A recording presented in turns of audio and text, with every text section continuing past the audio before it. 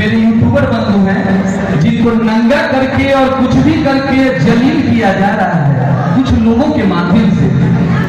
तो जब इन्हीं को नंगा किया जाएगा तो हमारे जैसे कलाकारों की आवाज को कौन रख पाएगा भैया?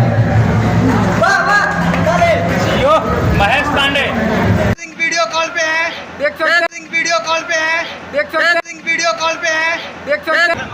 पिछुआ में अमर भैया क्या कहेंगे? वीडियो कॉल पे है, देख सकते हैं। क्या कहना चाहिएगा एलर ब्लॉक के लिए? माइक दीजिए माइक दीजिए ब्रजेश।